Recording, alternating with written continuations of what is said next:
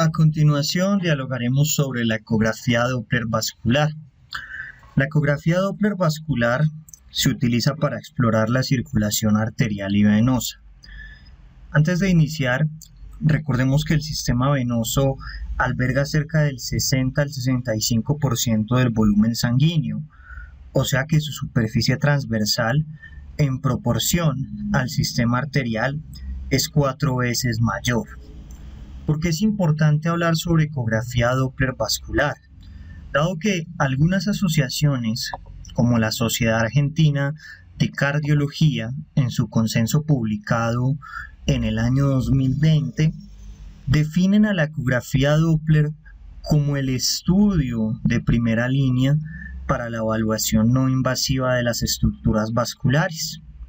Y esto se fundamenta en el hecho que la ecografía Doppler tiene varias ventajas en relación a otros estudios: su bajo costo, su alta disponibilidad, la facilidad de trasladar los equipos necesarios para su realización, la posibilidad de realizar los estudios en la cabecera del paciente, la posibilidad de visualizar los flujos en tiempo real, la fiabilidad de sus resultados, y estas características permiten que la ecografía Doppler sea un método de estudio útil para hacer evaluaciones hemodinámicas y pruebas fisiológicas.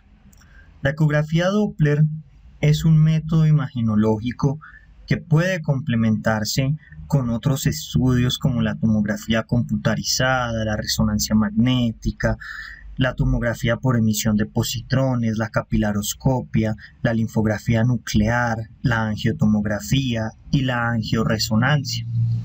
Es un método de estudio diferente. Es un método que, para poder ser interpretado adecuadamente, requiere que el operador en cuestión conozca las características propias y normales de los vasos y los flujos de la región que va a estudiar. Cada vaso tiene características diferentes. La ecografía Doppler requiere, dependiendo de la zona que vamos a estudiar, de distintos transductores, sean estos de baja frecuencia o de alta frecuencia. Las imágenes las vamos a obtener en modo bidimensional, Doppler color o Doppler espectral, y en general, como discutiremos más adelante, se deben emplear angulaciones inferiores a 60 grados. Cuando vamos a realizar una ecografía del sistema vascular, se debe elegir el ajuste preconfigurado para la región específica que se va a estudiar. Y si vamos a hablar sobre Doppler vascular, es importante que mencionemos, así sea de manera resumida, un fenómeno que habíamos descrito en la conferencia de principios de la ecografía, y es el efecto Doppler. El efecto Doppler se refiere al cambio en la frecuencia percibida de cualquier movimiento ondulatorio cuando el emisor y el receptor se desplazan, como podemos ver ilustrado en esta imagen. A medida que se acerca, la onda se hace cada vez más aguda, y a medida que se aleja, se hace cada vez más grave. Si nosotros extrapolamos esto al estudio del sistema vascular, vemos que el movimiento que se mide es el movimiento de los eritrocitos. Recordemos que la ecografía se basa en el sonido, de allí que también se conozca como ultrasonido. En ella, el transductor emite pulsos de energía, y estos pulsos de energía, cuando llegan a un tejido, se reflejan, y eso se detecta y da lugar a una imagen, y esa imagen va a depender del tiempo, el interfaz y la amplitud de la onda. Y las imágenes las vamos a poder ver en modo bidimensional, modo color o modo Doppler espectral. Ahora, cuando el pulso choca contra una superficie que está quieta, el sonido reflejado tiene la misma frecuencia que tenía cuando se emitió, pero cuando choca con una superficie que está en movimiento, se genera un cambio en la frecuencia del eco y ese cambio en la frecuencia del eco va a ser proporcional a la velocidad de la estructura reflectora. Existen varios parámetros que definen la calidad de un estudio ultrasonográfico. Por ejemplo, el ángulo de insonación y el tipo de transductor que se elija. Y a continuación vamos a detallar algunos términos que debemos conocer para poder entender adecuadamente los fundamentos teóricos de la exploración ecográfica del sistema vascular. Y lo primero que debemos mencionar es que el tipo de transductor que se utilizará, sea de alta o de baja frecuencia, va a depender de la profundidad del vaso en cuestión, aunque en la mayoría de las situaciones se prefiera la utilización de un transductor lineal. Algunos términos que debemos conocer para poder entrar en materia son el de ángulo de insonación, frecuencia de repetición de pulso, línea de base, ángulo Doppler y ganancia. El ángulo de insonación, que es distinto al concepto de ángulo Doppler, hace referencia al ángulo necesario para que la estructura vascular quede con una angulación de 45 a 60 grados, mientras que el ángulo Doppler hace referencia a una aplicación que viene en el sistema y permite la corrección del ángulo de insonación donde el haz de ultrasonido no es paralelo a la señal Doppler.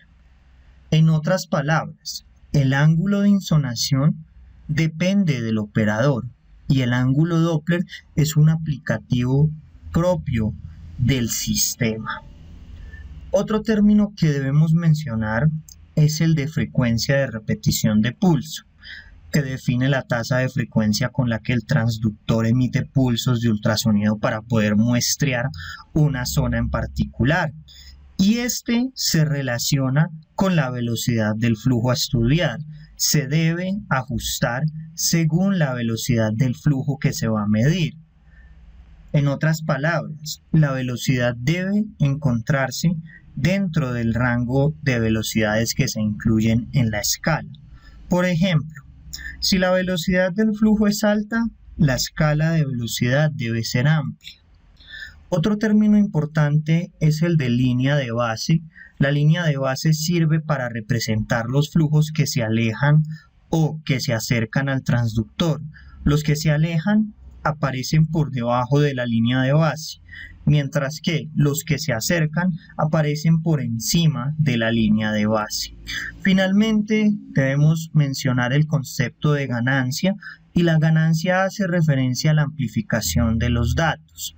Como habíamos enunciado en la diapositiva anterior, el transductor elegido depende del sitio a explorar. Los transductores de baja frecuencia, como las ondas sectoriales y convexas, se utilizan para estudiar estructuras profundas. Manejan frecuencias que van desde los 2 a los 5 MHz y penetran en promedio unos 15 centímetros. Se utilizan para la evaluación de vasos profundos como la aorta abdominal, las ilíacas, las arterias renales, los vasos mesentéricos, entre otros. Y también se utilizan en algunas situaciones particulares donde los vasos superficiales por algún motivo se localizan en una posición más profunda. Por ejemplo, en pacientes con abundante tejido celular subcutáneo o sujetos muy edematizados, mientras que los transductores de alta frecuencia, que en general son los transductores de elección para explorar el sistema vascular, manejan frecuencias de 8 a 12 MHz y detectan mejor los flujos, aunque su capacidad de penetración es menor, en general es de unos 6 centímetros. Se utilizan para el estudio de estructuras superficiales como los vasos del cuello y los vasos de las extremidades superiores e inferiores. Vamos a describir brevemente los modos. empezando con el modo bidimensional. El modo bidimensional nos permite analizar la estructura vascular, como vemos en esta imagen, de forma transversa o en eje corto y en un eje longitudinal o largo a lo largo de toda la estructura, y nos permite, como vemos en esta imagen, obtener información muy interesante. Primero, nos permite relacionar la anatomía del vaso con las estructuras circulantes, y cuando nosotros hacemos una maniobra de compresión y descompresión, como podemos ver en esta imagen donde nos está ilustrando este personaje de película cómo debe realizarse, vemos que también mediante la aplicación de estas maniobras en este modo de visualización podemos detectar la presencia de trombos. Acá vemos un trombo en eje longitudinal y acá vemos un trombo en eje corto o en eje transversal. Recuerden entonces que a mayor profundidad la imagen se va a ver peor cuando nosotros utilizamos un transductor lineal. Los transductores lineales que se utilizan con mayor frecuencia para poder explorar los vasos en este modo nos dan una imagen de calidad de las estructuras vasculares que se encuentran más superficiales, mientras que las estructuras que se encuentran más profundas se van a ver con una peor calidad. También mediante el modo bidimensional podemos evaluar la presencia de calcificaciones parietales. Las calcificaciones parietales también afectan la imagen y causan una sombra acústica posterior. Otro modo importante que debemos mencionar es el modo color. El modo color se utiliza para estudiar la presencia, la dirección y las características del flujo sanguíneo. Permite identificar si un flujo es laminar o turbulento y es útil para poder estimar la estenosis en conjunto con el modo Doppler espectral. Este modo es un modo que se aplica en la imagen bidimensional, como podemos ver en esta imagen o como podíamos ver en la diapositiva anterior. Y el color va a depender de la dirección y de la velocidad media de la sangre. Si la velocidad supera el límite de Nyquist, vamos a evidenciar un aliasing o una turbulencia en el color. El límite de Nyquist es un valor que corresponde a la mitad de la frecuencia de repetición de pulso. Es un límite que no debe ser superado por el viraje de frecuencia Doppler.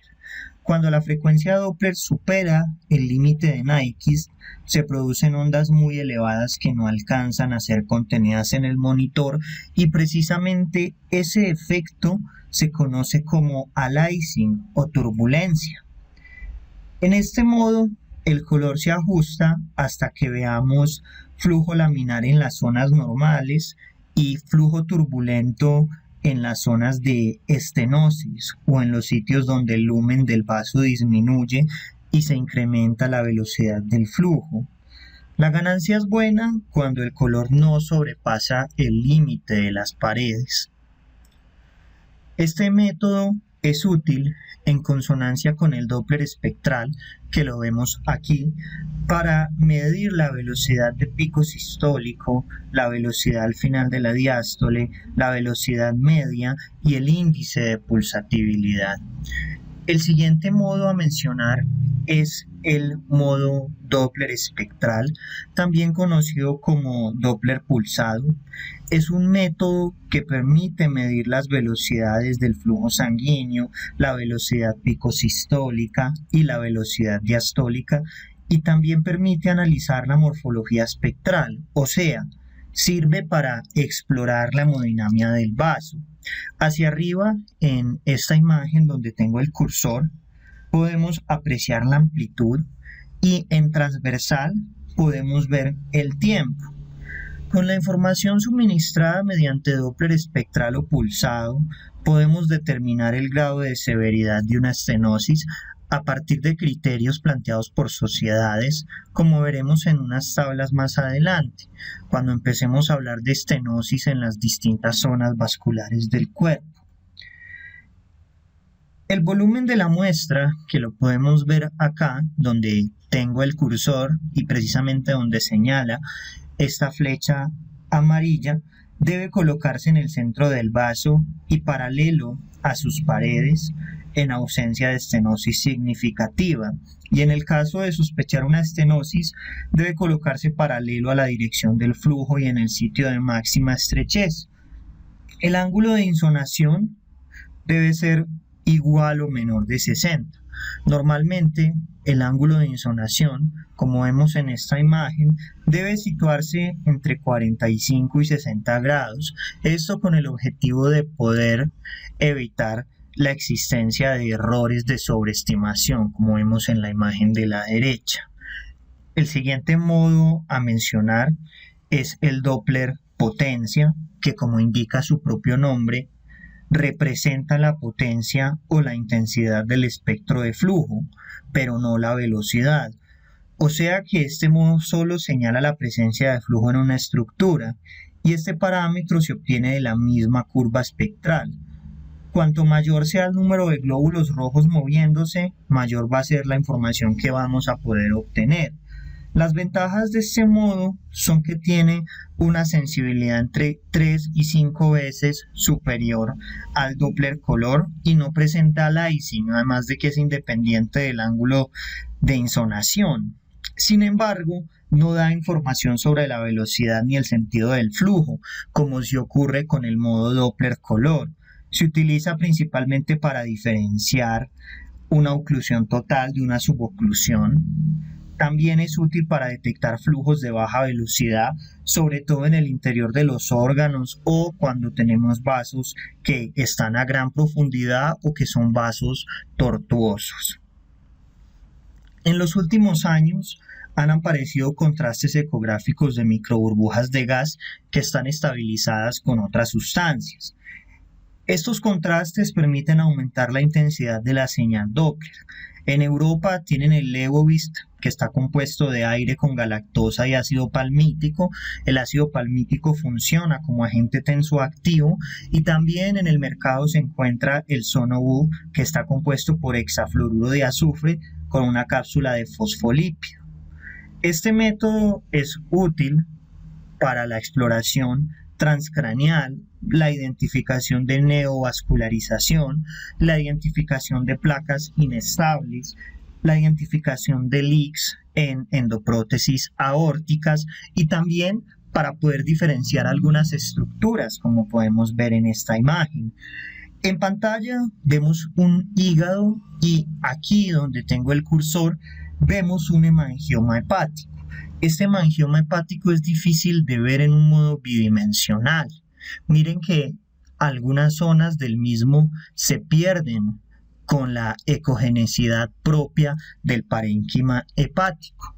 Pero cuando se aplica ecocontraste, podemos ver cómo el hemangioma hepático se visualiza de una manera muchísimo mejor cuando se está utilizando un contraste. Algunas mediciones importantes cuando hablamos de el estudio ecográfico del sistema vascular son el índice de resistencia, el índice de pulsatibilidad, el índice de aceleración y el tiempo de aceleración. El índice de resistencia se determina a través de una fórmula que dicta que es igual a la velocidad de pico sistólica menos la velocidad diastólica final sobre la velocidad de pico sistólica. En general, el valor es de 0.7, pero en algunos órganos terminales está entre 0.56 a 0.7. El índice de pulsatibilidad, que es igual a la velocidad pico sistólica menos la velocidad diastólica final sobre la velocidad media, y su valor normal está entre 0.7 a 1.4. El índice de aceleración, cuyo valor normal está por debajo de 300 centímetros por segundo, y el tiempo de aceleración, que se refiere al tiempo desde que inicia la sístole y llega a su punto más alto, y lo normal es de 0.07 segundos. Ahora, estas mediciones son útiles para obtener información del flujo vascular y la resistencia, que no se pueden evaluar solamente con la velocidad de flujo, aunque en algunas situaciones pueden cambiar según el estado de hidratación, el estado de estrés del paciente, la postura o la presencia de reciente actividad física. El flujo normal de una arteria, tomando como ejemplo una arteria muscular, es como el que vemos en la imagen, es trifásico.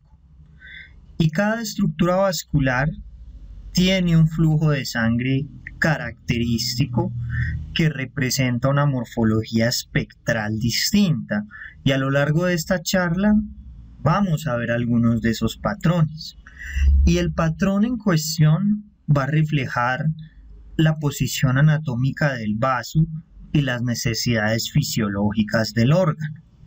Ahora, volviendo al ejemplo de una arteria muscular periférica que habíamos mencionado, que tiene una morfología trifásica, esta, como vemos en la imagen, tiene una fase de ascenso, tiene una inversión diastólica y tiene un rebote positivo. Y el rebote positivo es muy importante porque representa la elasticidad del vaso. Una onda Doppler normal a nivel de una arteria muscular periférica representa un flujo laminar que tiene una onda espectral bien definida y tiene una distribución armónica de las velocidades. Y las ondas espectrales, como habíamos dicho, dependiendo de la zona en cuestión, van a variar. Las podemos clasificar como se ve en pantalla: de baja resistencia, moderada resistencia o de alta resistencia. Las ondas de baja resistencia se encuentran en los lechos con arteriolas de resistencia dilatadas o cuando existe contigüidad con circuitos de baja resistencia, por ejemplo, carótida interna o arterias renales. Las ondas de moderada resistencia presentan una velocidad pico sistólica alta, como podemos ver en este ejemplo en pantalla, por ejemplo, el caso de la arteria carótida externa. Y las ondas de alta resistencia son las que presentan un flujo anterógrado limitado durante la diástole y tienen una morfología trifásica, como las arterias periféricas musculares, que la habíamos mencionado previamente. Ahora, existen diferencias sonográficas entre las arterias y las venas, diferencias que van desde su posición hasta la compresibilidad que tienen cuando se realizan maniobras de compresión y descompresión con el transductor. En general, debemos tener en cuenta que las arterias tienen un patrón de velocidad pulsátil, mientras que las venas tienen un patrón de velocidad continuo y ondulante de baja velocidad. Las arterias suelen tener una forma circular cuando utilizamos una vista transversal o corta. Suelen ser pulsátiles cuando las estamos visualizando en modo 2D, mientras que las venas tienen un diámetro que puede ser mayor, tienen una forma irregular, tienen una forma que varía con la posición, la hidratación y otras maniobras exploratorias, como la respiración, la maniobra de Valsalva, la compresión. Las arterias son difícilmente colapsables y tienen una estructura parietal más gruesa, con una línea íntimo-medial visible, mientras que las venas son fácilmente colapsables sobre todo en las zonas superficiales, y tienen una pared más fina. Vale la pena hacer un paréntesis. Las arterias, cuando colapsan, porque eso puede ocurrir, lo hacen cuando las presiones arteriales sistólicas están por debajo de aproximadamente 60 milímetros de mercurio.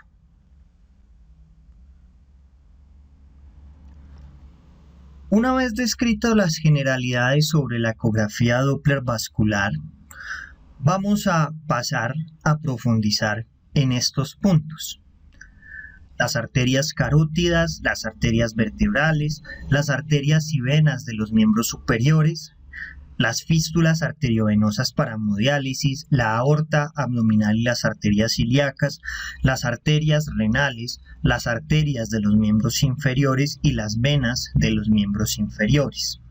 Para ello nos vamos a fundamentar en el consenso de ecografía Doppler vascular publicado en junio del 2020 por la Sociedad Argentina de Cardiología, quienes emiten una serie de recomendaciones con distintas clases y niveles de evidencia. Clase 1, cuando un procedimiento es beneficioso, útil y eficaz. Clase 2, 2A, cuando la evidencia está a favor. 2B, cuando hay evidencia conflictiva. Y clase 3, cuando no existe evidencia de que sea útil o el procedimiento podría ser perjudicial. Y en relación a los niveles de evidencia, nivel A, cuando la evidencia proviene de ensayos clínicos múltiples aleatorizados o metaanálisis.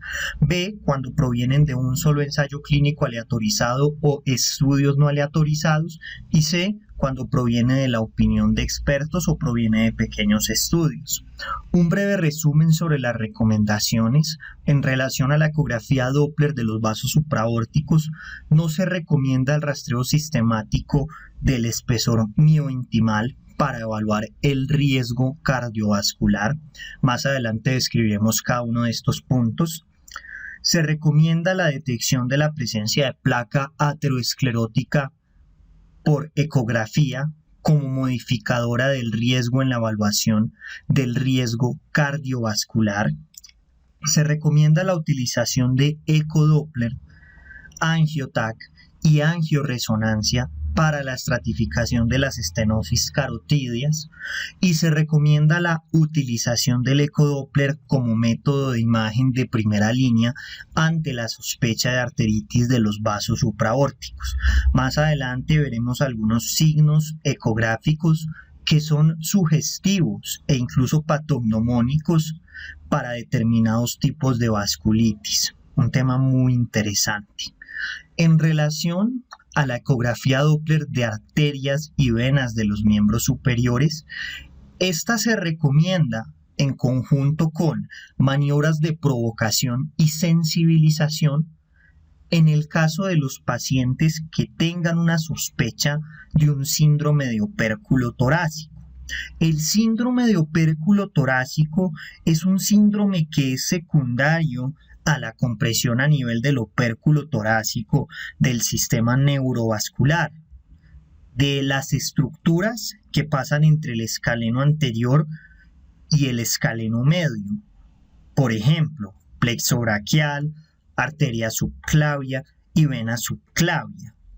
En relación a la ecografía Doppler, en la evaluación de las fístulas arteriovenosas para hemodiálisis, se recomienda el estudio del mapeo vascular con ultrasonido antes de la confección de un acceso vascular para hemodiálisis y se recomienda su utilización ante sospecha de disfunción de una fístula arteriovenosa.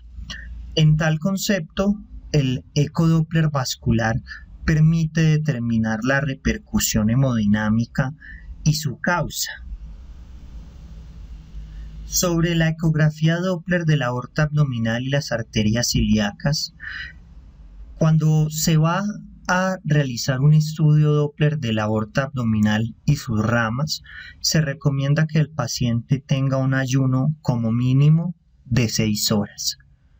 Se recomienda la medición del diámetro anteroposterior de la aorta abdominal de adventicia a adventicia con el haz de ultrasonido perpendicular al eje mayor de la aorta abdominal.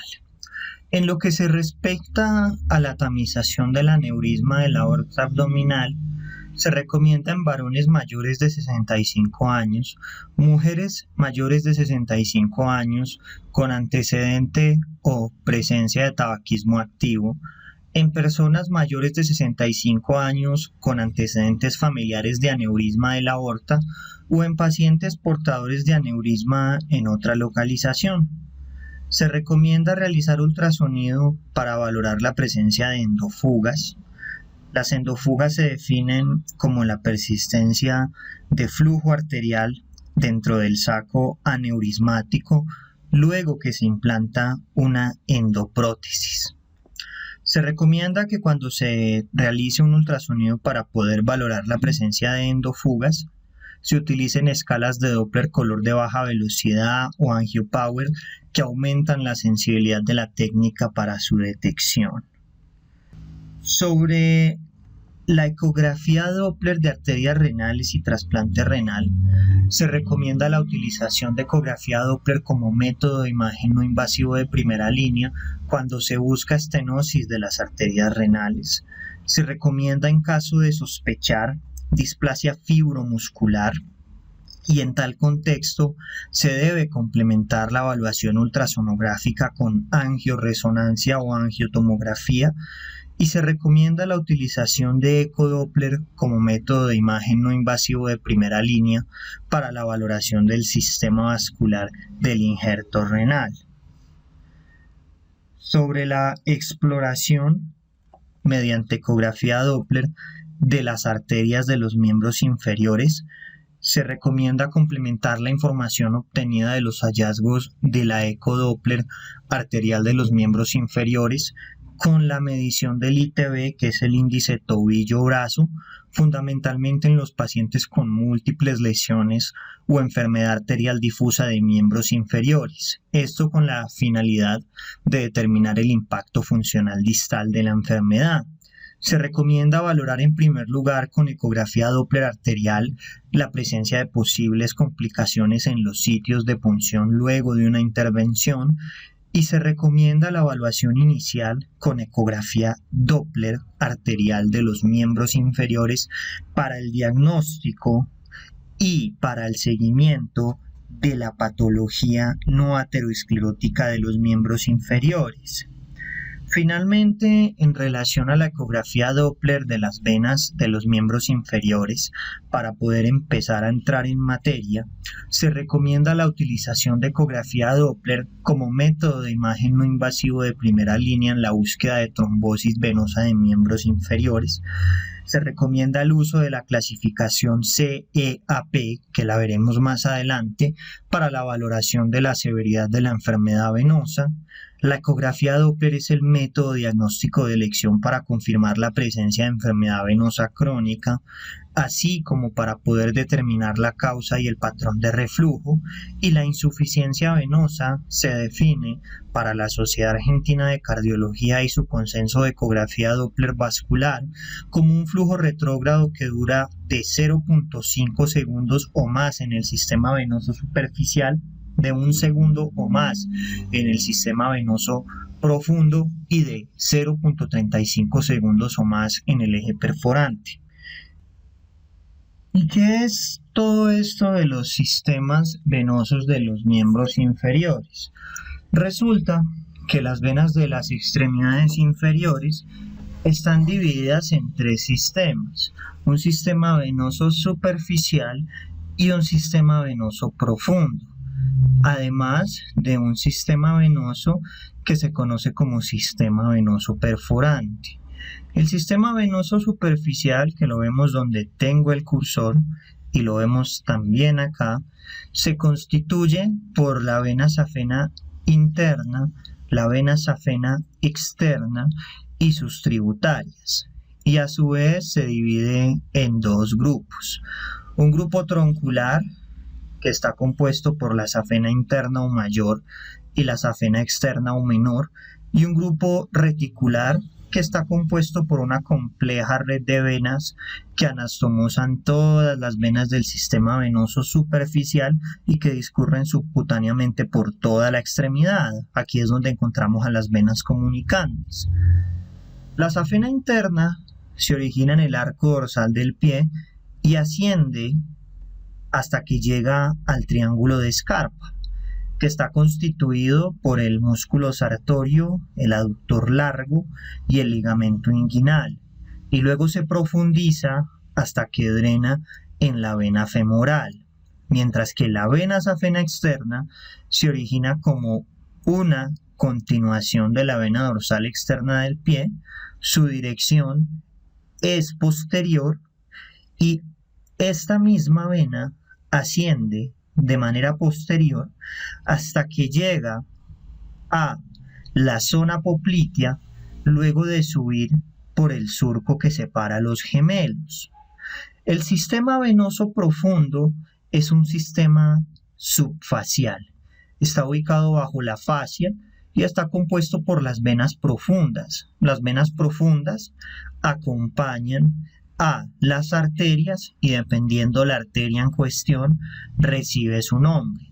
Se encarga de transportar aproximadamente 3/4 partes del retorno venoso.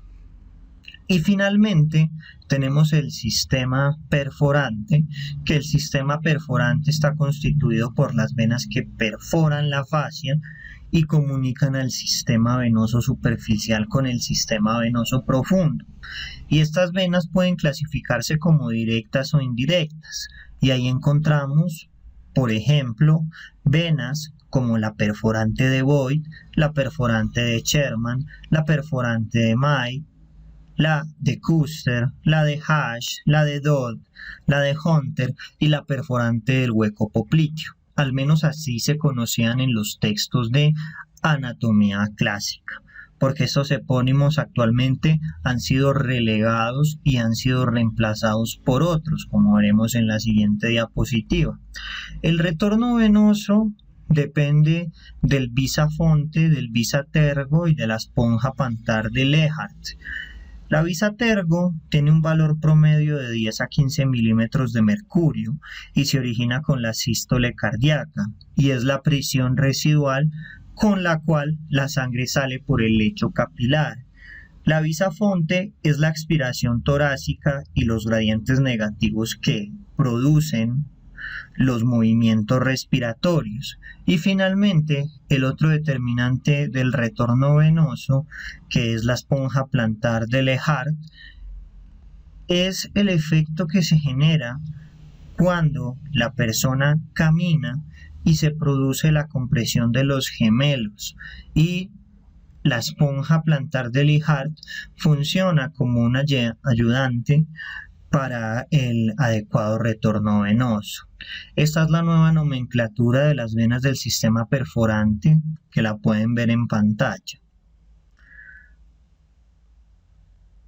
Aquí vemos la vena safena en el compartimiento muscular, vemos también la fascia muscular y la fascia safena, y esta imagen se conoce dentro de los atlas de ecografía como el signo del ojo de buey. La extremidad inferior se explora en 4 zonas.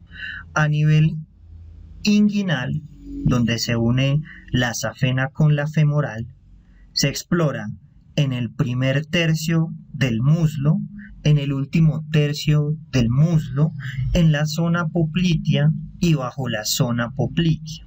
Y en cada punto vamos a ver la imagen en modo bidimensional y la vamos a ver también en modo Doppler color.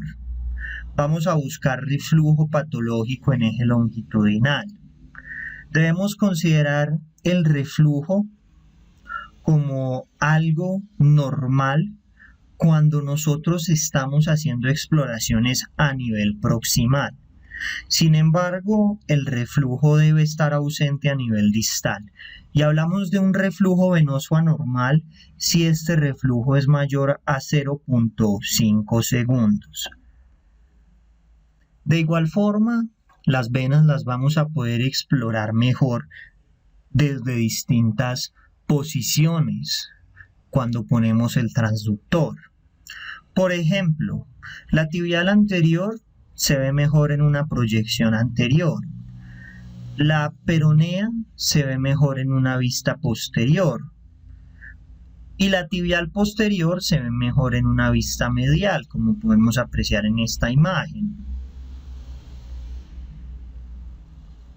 El ultrasonido es el método de elección para el estudio de las trombosis venosas profundas.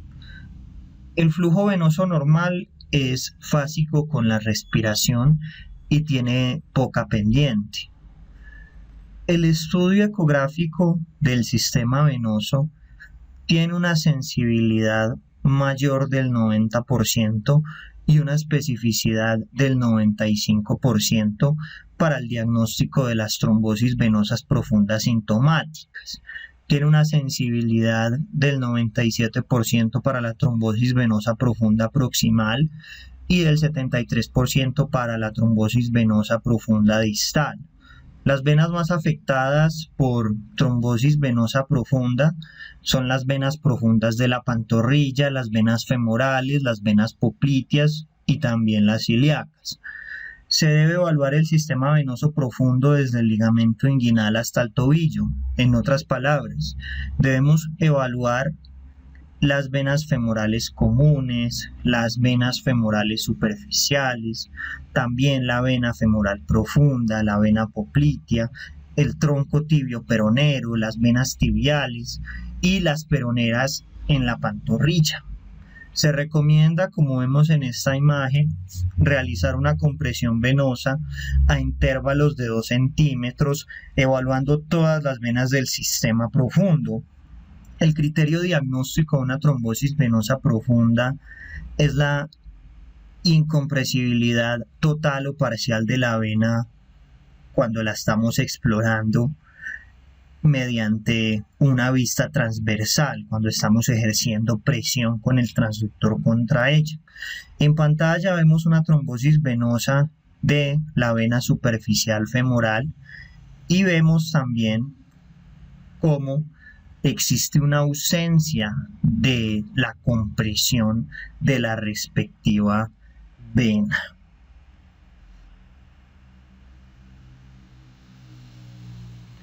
De igual forma, la ecografía nos permite encontrar signos directos e indirectos de una trombosis venosa profunda. ¿Cuáles son los signos directos? Básicamente, la visión directa del trombo en la luz de la vena y la ausencia de colapso de las paredes venosas cuando estamos haciendo maniobras de compresión extrínseca con el transductor. ¿Y cuáles son los signos indirectos?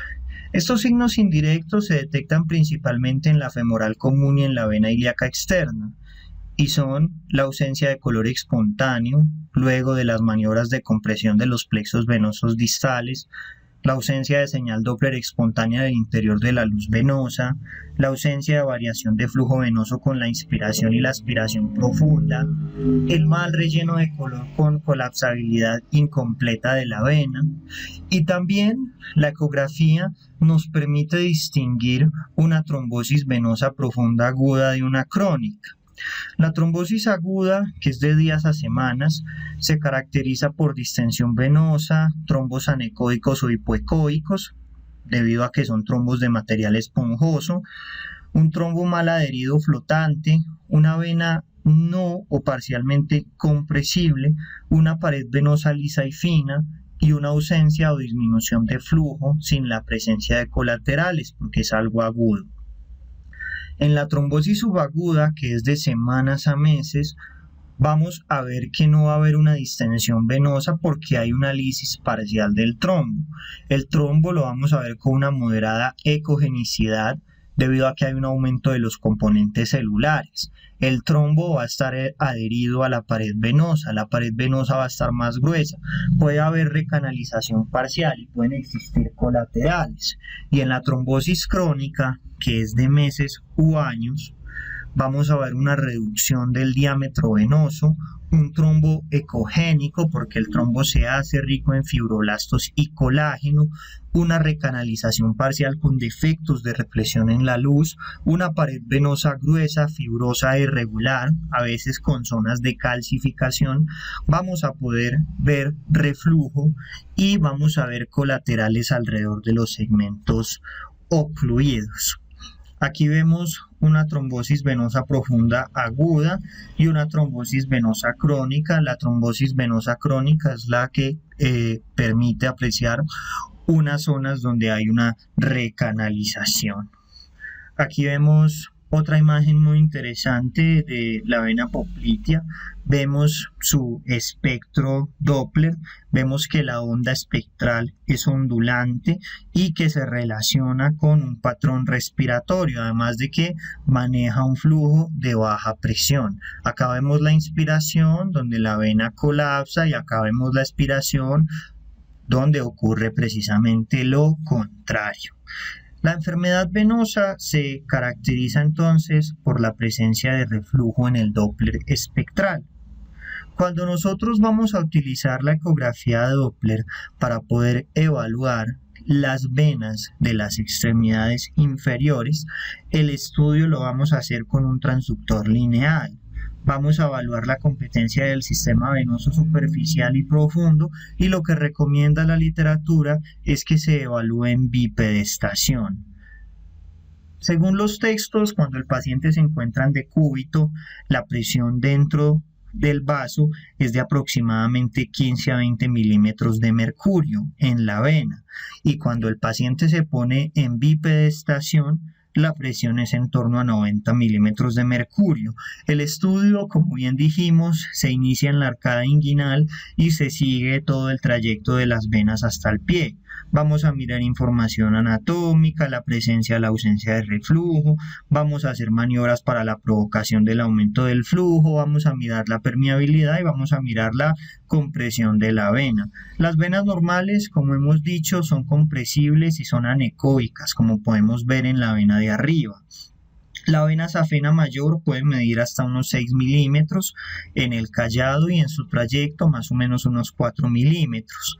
Las válvulas venosas son visibles y se ven como unas líneas hiperecogénicas móviles en el interior de las venas.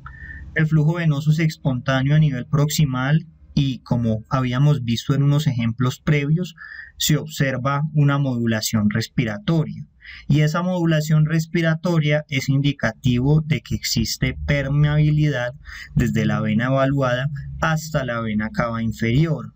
A nivel distal, el flujo debe ser evaluado con maniobras de compresión muscular y no debe visualizarse reflujo. El reflujo se define como un flujo invertido ante la maniobra de Valsalva o ante las maniobras de compresión. Las venas anormales tienen un aumento del diámetro venoso, tienen flujo invertido y pueden tener trombos, como la de abajo, donde podemos apreciar que hay un flujo reverso.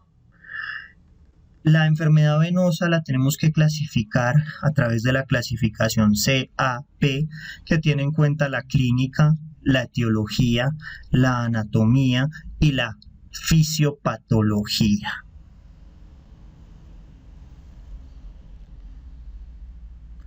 ¿Cuáles son las maniobras que provocan reflujo? Las maniobras que provocan reflujo son la liberación después de una compresión de la pantorrilla, en el caso de las venas proximales, el insuflado o desinflado neumático de un manguito a nivel de la pantorrilla, la dorsiflexión activa del pie y la relajación, y la maniobra de Valsalva. La maniobra de Valsalva suele ser la técnica preferida para poder valorar la unión safenofemoral.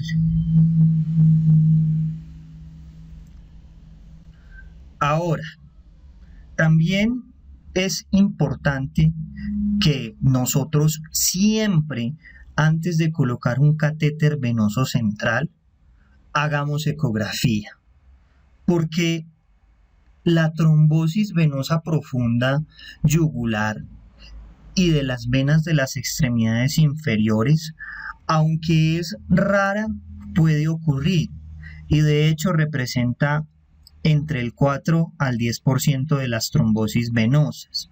Usualmente se relaciona con iatrogenia, por ejemplo, la inserción de catéteres de vías periféricas centrales o el implante de marcapasos o resincronizadores, también el implante de cardiodesfibriladores. Pero puede haber trombosis venosa profunda de la yugular y de las venas de las extremidades superiores. Las venas más comprometidas son la subclavia en un 62%, la axilar en un 45% y la yugular en un 45%. Y las maniobras de compresión, como vemos en esta imagen donde se puede ver la presencia de un trombo, y es una imagen muy bonita, tiene una sensibilidad del 97% y una especificidad del 96%. Y además de la compresión también podemos utilizar otros modos complementarios, como por ejemplo el modo color o por ejemplo también el modo Doppler pulsado o Doppler espectral. La vena yugular interna tiene un espectro infravasal multifásico. Y esto se debe a que la vena está influenciada por el influjo de los latidos cardíacos. Cuando nosotros miramos esta imagen, las deflexiones van a corresponder a sístole y van a corresponder a diástole.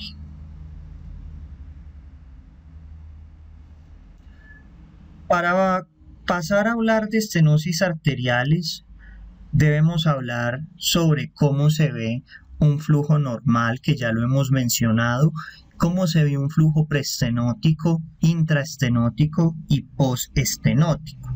Las estenosis se ven como podemos visualizar aquí en pantalla. La velocidad pico sistólico se eleva en las estenosis y la velocidad telediastólica la vamos a ver también elevada en relación a la velocidad de pico sistólica entre el sitio de la estenosis con respecto a la velocidad pico sistólica del segmento previo, como ustedes pueden apreciar aquí en pantalla. Esto se llama índice de pico sistólico. También podemos apreciar un solapamiento de color, un ensanchamiento espectral de la onda de Doppler y vamos a poder encontrar también turbulencias postestenóticas y retardo del tiempo de aceleración al pico sistólico. Las estenosis se calculan a través de la velocidad distal, que la vamos a conocer como V2, y la velocidad proximal, que la vamos a conocer como V1. Cuando el ratio de velocidad distal inicial es mayor a 2, esto indica que hay una estenosis mayor del 50%. Y si el ratio V2, V1 es mayor de 4, esto indica que hay una estenosis mayor del 75%. Hablemos ahora sobre el estudio de las arterias carótidas. ¿Cómo se realiza? Primero con un transductor de alta frecuencia, un transductor lineal. Se pone una configuración de arterias carótidas, una configuración arterial. Se pone el paciente en decúbito dorsal. El operador se posiciona junto a la cabeza. La exploración la hace de manera bilateral, tanto en eje corto como en eje largo, y para el estudio va a utilizar un modo bidimensional, un modo color y un modo Doppler espectral. El estudio se hace de manera sistemática, derecha a izquierda. Se estudia la carótida común, la carótida interna y la carótida externa. Y luego se miran las arterias vertebrales. Con el paciente en decúbito supino se hace un barrido transversal en modo B y se analiza la placa en modo B. Se elige la mejor proyección longitudinal, usualmente en un abordaje posterolateral. Se hace un análisis espectral de todo el vaso con Doppler color. Se inicia en la carótida común proximal y luego se va distalmente aproximadamente 2 a 4 centímetros. Se analiza la velocidad, se utiliza un ángulo de insonación menor de 60 grados. Se evalúa la bifurcación en color de vista longitudinal y también en vista transversal para poder identificar la carótida interna y la externa. Se ve el espectro Doppler y la anatomía de ambas carótidas y se hace una maniobra de TAP temporal. La maniobra de TAP temporal consiste en dígito oclusión de la arteria temporal y esta maniobra, como vemos en la imagen, permite diferenciar la carótida interna de la externa, como podemos ver acá.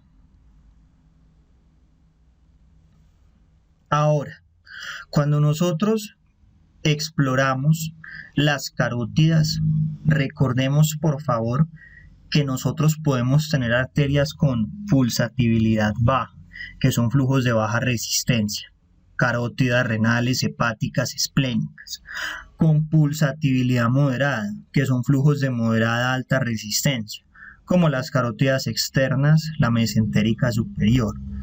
Y podemos tener flujos de pulsatividad alta, que son flujos de alta resistencia. Por ejemplo, las arterias de las extremidades. Ahora, la velocidad de flujo sanguíneo de la carótida interna en la mayoría de las personas es menor de 100 centímetros por segundo y la carótida externa entre 77 a 115 centímetros por segundo. Sin embargo, la velocidad puede disminuir a mayor edad. Acá podemos apreciar entonces unos ejemplos teniendo en consideración lo que habíamos mencionado. Cuando nosotros nos situamos en la arteria carótida externa, recuerden que la velocidad de flujo sanguíneo debe estar entre 77 a 115. En el caso de este ejemplo, está dentro de ese margen, por lo cual es normal. En el caso de la carótida interna, en una persona normal es menor de 100 centímetros por segundo. En este caso particular, donde llega hasta 50, también se encuentran márgenes de normalidad. Las arterias carótidas se pueden diferenciar por las siguientes características. Y recordemos que el 80% del flujo de la arteria carótida común pasa hacia la arteria carótida interna. Por ello, el tamaño de la carótida interna es mayor en proporción al de la externa. La carótida externa siempre va a tener ramas, la carótida interna no es usual, es algo muy raro. La orientación de la carótida externa es con un trayecto anterior hacia la cara, de la carótida interna es con un trayecto posterior y profundo hacia la mastoides y superficial desde una proyección posterolateral.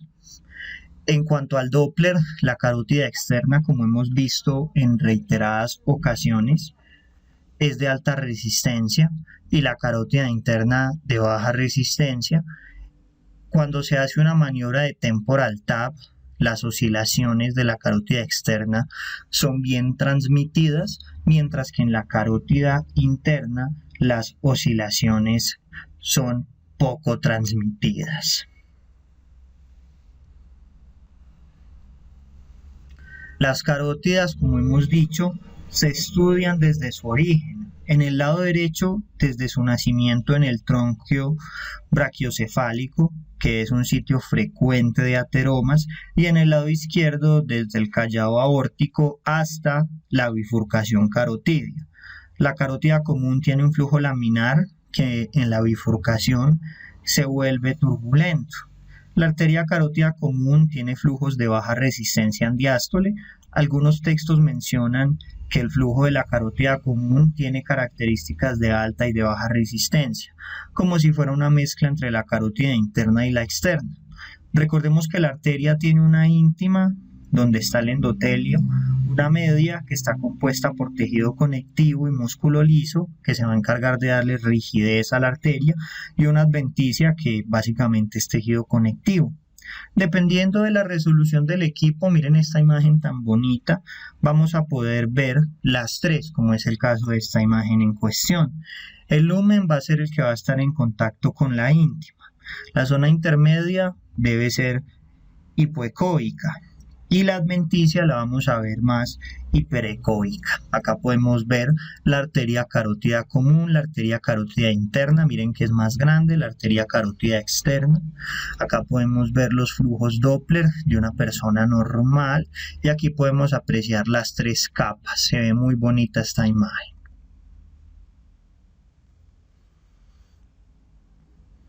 Recuerden que la carótida interna tiene un flujo de baja resistencia y tiene ausencia de ramas colaterales en la mayoría de las personas, y la velocidad pico normal es menor de 125 centímetros por segundo, mientras que la velocidad de fin de diástole es menor de 40 centímetros por segundo.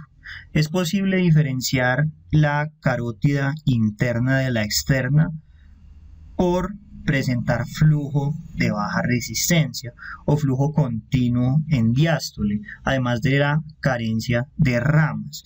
En la imagen de la izquierda podemos apreciar la carótida externa y en la derecha podemos apreciar la carótida interna. En la flecha podemos apreciar el flujo de baja resistencia que estábamos mencionando previamente.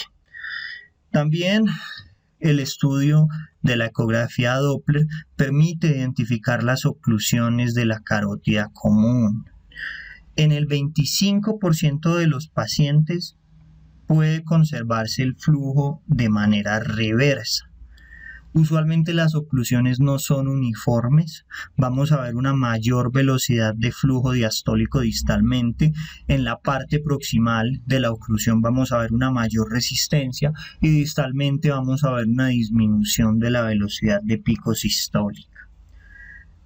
También es importante mencionar, aunque no está recomendado según la guía del consenso de ecografía Doppler vascular, pero es interesante mencionarlo, que la ecografía permite explorar la ateroesclerosis a través de el estudio del espesor miointimal, que se conoce como EMI. Como ustedes bien saben, la aterosclerosis inicia su desarrollo con el aumento del espesor de la íntima y de la media, y luego de eso la arteria reduce su elasticidad y aumenta su rigidez. El examen carotidio a través de ultrasonido nos permite evaluar el espesor miointimal. Se mide a una profundidad de 30 a 40 milímetros, debe medirse en diástole y en un eje largo sobre la arteria carótida común, y el sitio para la medición está en la pared posterior de la carótida común a menos de 5 milímetros de comienzo del bulbo carotidio, el cual debe estar libre de placas ateroescleróticas. Algunos dispositivos ofrecen mediciones automáticas o semiautomáticas, realizan entre 150 a 200 mediciones a lo largo de 10 milímetros del segmento arterial. Las mediciones pueden ser manuales o pueden ser semiautomáticas, pero deben ser 3 y se va a evaluar un promedio, como mínimo deben ser 3. El grosor miointimal aumenta con la edad y también aumenta con la presencia de factores de riesgo cardiovascular. También en hombres suele ser mayor que en mujeres. La Sociedad Estadounidense de Ecocardiografía adopta como un indicativo de incremento del riesgo cardiovascular un aumento del percentil 75 en el espesor del EMI para poder hablar de que existe un incremento del riesgo cardiovascular, mientras que un valor entre 25 a 75 indica realizar cambios en los factores de riesgo. Sin embargo, como dijimos, esta medición no es recomendada por diversas sociedades científicas, tanto estadounidenses como europeas, porque existen discrepancias en su metodología. También la ecografía permite estudiar las placas que se encuentran a nivel de las arterias carótidas. Las placas son estructuras que protruyen dentro de la luz arterial al menos 0.5 milímetros o 50% comparado con el espesor de la pared adyacente. El proceso de rastreo de las placas requiere la evaluación del árbol arterial carotidio a nivel cervical y requiere que la arteria se vea en un eje longitudinal y también en un eje transversal. Si se van a estudiar las placas, debe informarse la localización, la extensión y el número de placas. Los sitios de mayor prevalencia de las placas son a nivel de la bifurcación carotidia y de la porción proximal de la carótida interna, y las placas deben caracterizarse, porque la caracterización de las placas en distintos tipos tiene implicancias en cuanto al riesgo que tiene un paciente para poder experimentar accidentes cerebrovasculares. Se habla de placas carotidias tipo 1 cuando son predominantemente hipoecóicas con una fina capa ecogénica. Tipo 2 cuando son lesiones hipoecóicas e isoecóicas con pequeñas áreas de ecogenicidad. Tipo 3 cuando son lesiones predominantemente ecogénicas con pequeñas áreas hipoecóicas menores del 25%. Tipo 4 cuando son lesiones ecogénicas uniformes y tipo 5 cuando son lesiones inclasificables por sombra acústica, o sea, cuando son lesiones calcificadas. La ecografía Doppler permite estudiar las estenosis de la carótida interna, como hemos mencionado. Para ello, se debe explorar en modo bidimensional y en modo Doppler color. Para poder diagnosticar una estenosis de la carótida interna, se debe evaluar la velocidad de pico sistólica. A mayor grado de estenosis, hay una mayor velocidad de pico sistólico, como ocurre en las obstrucciones mayores del 50%. Sin embargo, en las obstrucciones críticas o en las suboclusiones, la velocidad de pico sistólica puede disminuir y puede tener valores similares a una estenosis, por ejemplo, del 60%, aunque el paciente tenga una obstrucción crítica. La ecografía Doppler da información hemodinámica de la estenosis, también da el valor de la velocidad pico sistólico y el valor de la velocidad de fin de diástole en el sitio de mayor estenosis, así como la relación entre la velocidad de pico sistólica de la carótida interna y de la carótida común. Las estenosis se pueden graduar mediante datos que fueron suministrados o que fueron adoptados por el consenso de ultrasonido de la Sociedad de Radiólogos de San Francisco, y el ultrasonido nos permite a nosotros poder clasificar el grado de obstrucción de un paciente. Hablamos de que el flujo de una carótida es normal cuando la velocidad de pico sistólico es menor de 125 centímetros segundo, el radio posestenosis es menor de 2 y la velocidad de fin de diástole es menor de 40 centímetros segundos.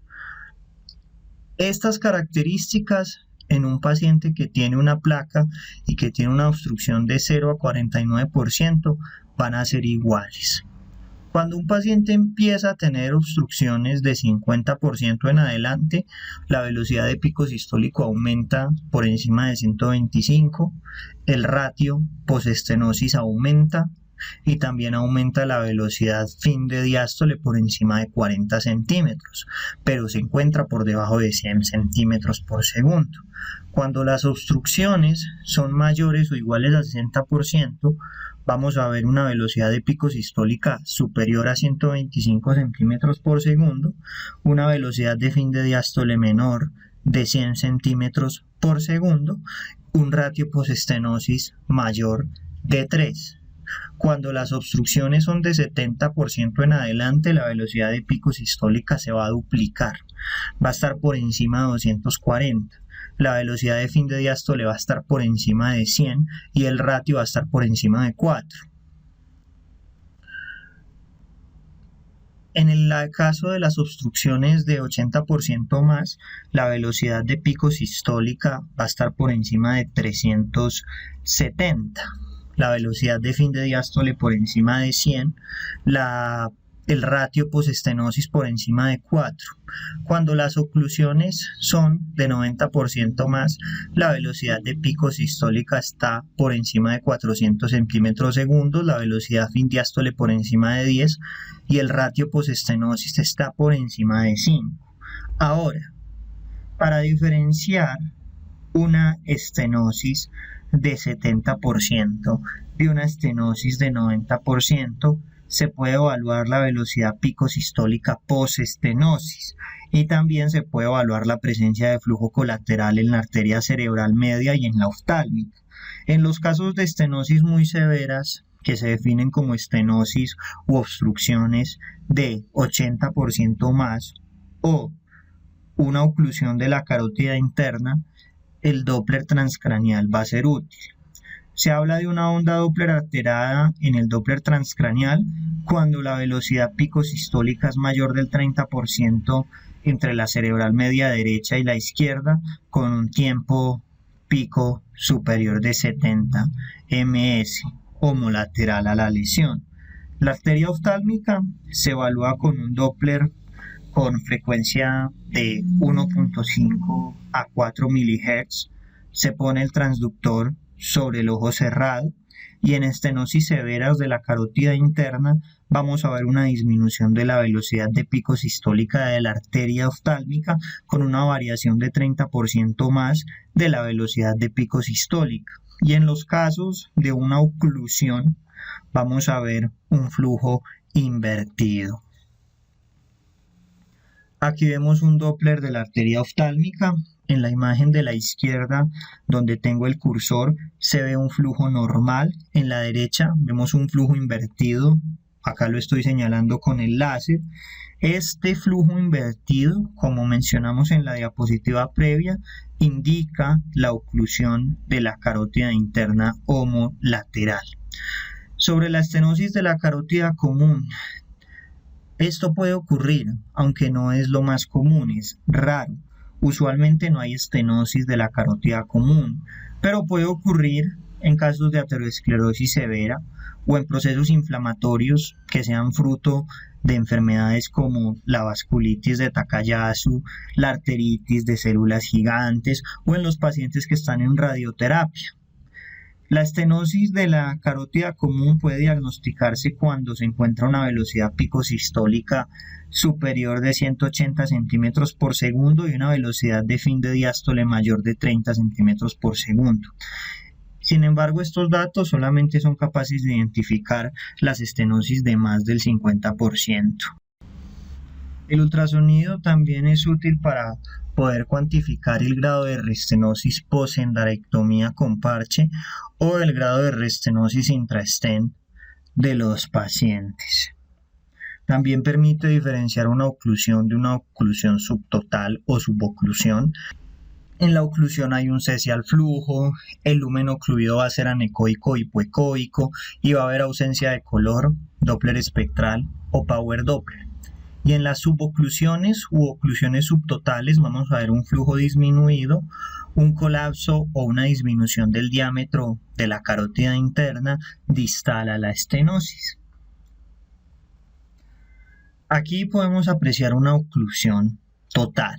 Miren que aquí hay una ausencia del flujo Doppler.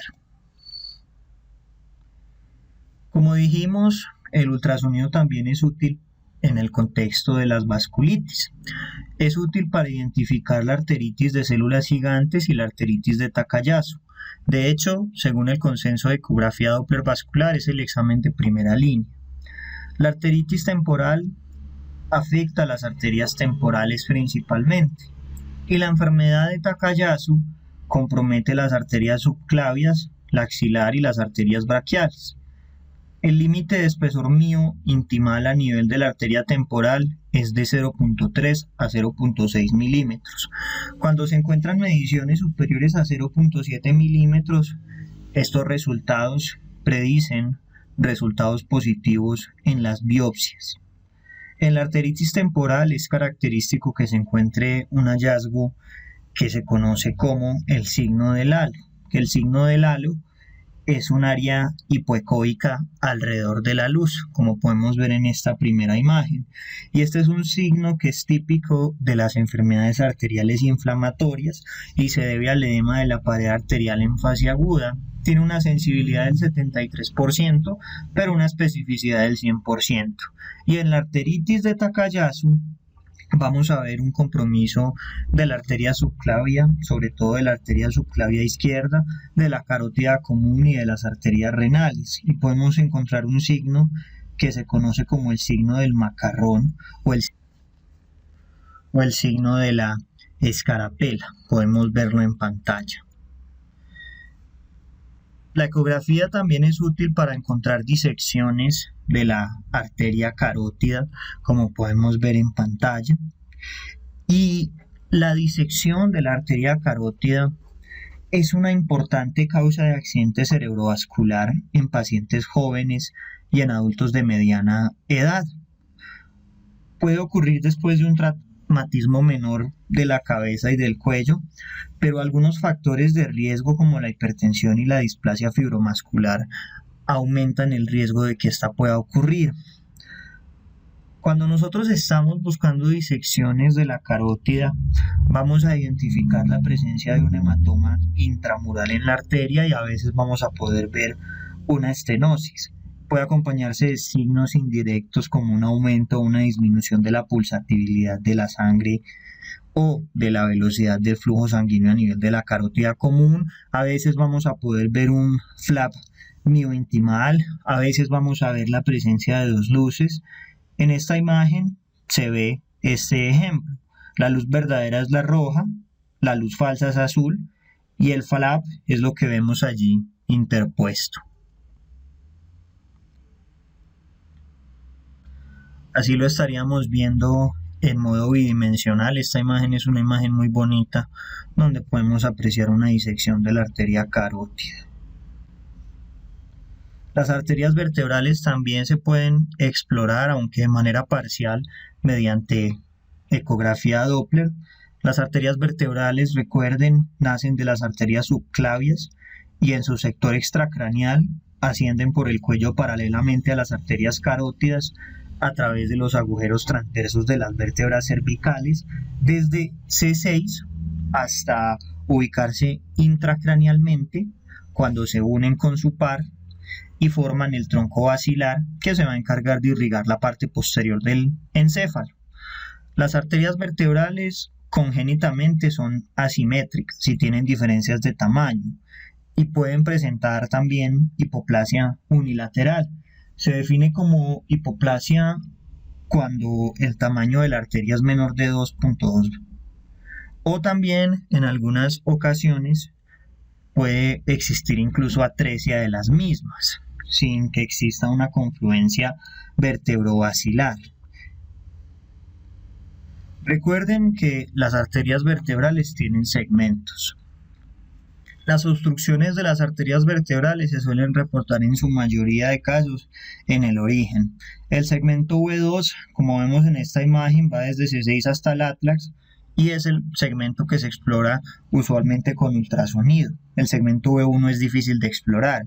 El segmento V3 está entre la emergencia del sector vertebral del axis y el ingreso del canal espinal, y el segmento V4 está entre la perforación de la dura madre y la unión con la arteria vertebral contralateral para formar la arteria basilar. El segmento V3 y el segmento V4 no pueden explorarse. El segmento V2 es el más fácil de explorar ecográficamente y el segmento V1 es difícil de explorar. Para poder ver la arteria vertebral se recomienda primero ver la arteria carótida común en una vista longitudinal desde una aproximación anterior, luego se desliza el transductor hacia atrás hasta que se logren ver los segmentos V2 entre las sombras acústicas de los procesos transversos vertebrales. Después de que se obtiene esta imagen en modo B, se explora en Doppler color para poder evaluar la dirección del flujo y luego en Doppler espectral o pulsado para ver la forma de la onda espectral y registrar la velocidad de pico sistólico. El flujo vertebral normal tiene una dirección cefálica con patrón de baja resistencia y los valores normales de velocidad de pico sistólico para el sector V2 son variables, aproximadamente hasta unos 100 centímetros por segundo se consideran como normales. El flujo disminuye su velocidad en el caso de las hipoplasias, que recuerden son diámetros menores de 2.2 en los pacientes con dominancia contralateral, en los pacientes con obstrucciones proximales y en los pacientes con bajo gasto cardíaco. El flujo pierde el patrón de baja resistencia cuando hay obstrucciones a nivel intracraneal y el flujo puede invertirse en los pacientes con arteriopatía significativa de la arteria subclavia homolateral. El ultrasonido también es útil para identificar los robos de la subclavia. Los robos de la subclavia se pueden clasificar como tipo 1, tipo 2 o tipo 3. El tipo 1 es latente, el tipo 2 es parcial y el tipo 3 es total.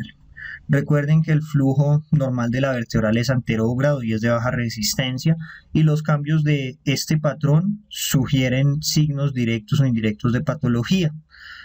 Cuando nosotros nos encontramos un patrón de alta resistencia, esto sugiere una obstrucción distal, o sea, una obstrucción a nivel intracraneal, y cuando nos encontramos una inversión del flujo, esto sugiere una patología obstructiva en la arteria subclavia homolateral, que eso es lo que se conoce como robo subclavio.